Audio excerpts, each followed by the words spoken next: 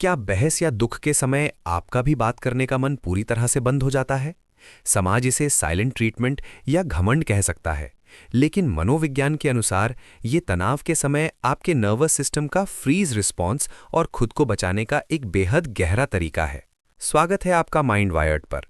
अक्सर जब हम किसी बात पर हर्ट होते हैं या किसी से विवाद होता है और हम चुप हो जाते हैं, तो आसपास के लोग हमें गलत समझ लेते हैं। वो सोचते हैं कि हम जानबूझकर उन्हें इग्नोर कर रहे हैं, हमें कोई फर्क नहीं पड़ता या हम उन्हें सजा दे रहे हैं।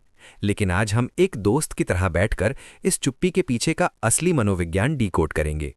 आज हम जानेंगे कि क्यों आपकी ये चुप्पी असल में आपकी कोई कमजोरी नहीं, बल्कि इमोशनल ओवरलोड से बचने का एक बेहद समझदार और परिपक्व तरीका है। सबसे पहली बात जो आपको समझनी चाहिए वो ये है कि विवाद के समय आपकी ये खामोशी आपकी कोई सोची समझी चाल नहीं है। मनोविज्ञान बताता है कि जब आप बहुत ज़्यादा इमोशनल स्ट्रेस या तनाव में होते हैं तो हर इंसान फाइट यानी लड़ने के मोड में नहीं जाता।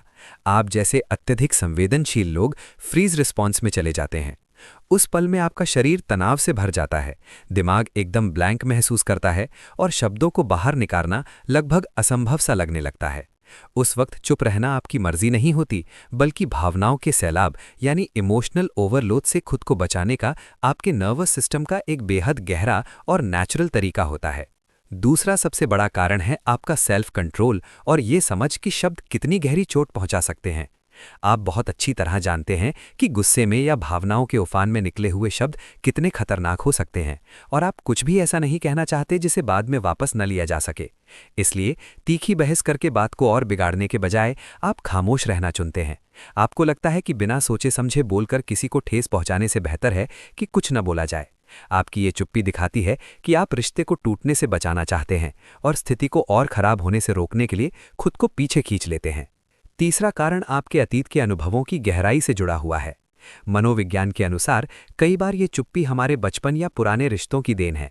शायद आपने पहले कभी अपनी भावनाओं और अपने दर्द को व्यक्त करने की कोशिश की हो, लेकिन आपको अनसुना कर दिया गया हो, आपको गलत समझा गया हो या आपको ये एहसास दिलाया गया हो कि आप ओवर रिएक्ट कर रहे हैं।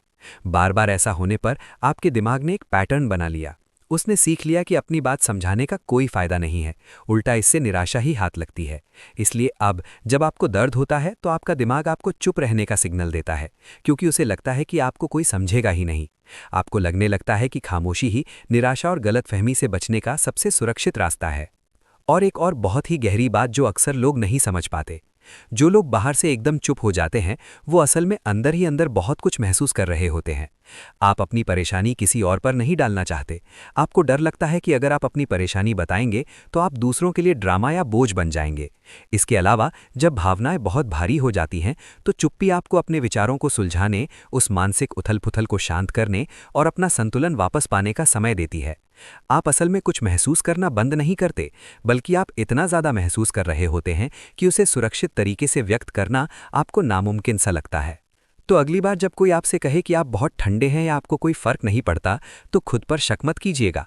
आपकी खामोशी आपका घमंड नहीं है, ये बस आपके उस दिमाग का तरीका है जो दुनिया को बहुत गहराई से महसूस करता है और बिना किसी को ठेस पहुंचाए खुद को सुरक्षित रखना चाहता है। अगर इस वीडियो को देखते हुए आपको लगा कि आज किसी ने आपके उस शांत मन की बात को शब्दों में कह दिया है जिसे आप कभी किसी को समझा नहीं पाए, तो ये साबित करता है कि आपका दिमाग कितनी गहराई से काम करता है।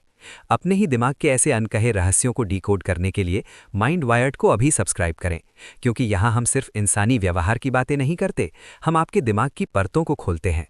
नीचे कमेंट करके ज़रूर बताइए कि क्या आप भी गुस्सा आने पर पूरी तरह से शांत हो जाते हैं। जुड़े रहिए हमारे साथ, क्योंकि हमारा अगला वीडियो शायद आपकी पर्सनालिटी का एक और ऐसा सच सामने ले आए जिसे आपने आज तक नोटिस ही नहीं किया था।